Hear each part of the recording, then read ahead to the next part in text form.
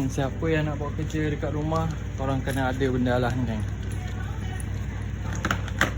Sangat memudahkan kerja kita. Dah lagi kalau yang nak tebuk besi apa kan, besi ke korang nak pasang apa, korang beli ni sebab dia punya magnet padu guys. Tu bunyi tu bunyi apa? Ha. Ya, kalau gegar slow. Ni pegang sekejap. Nak tunjuk.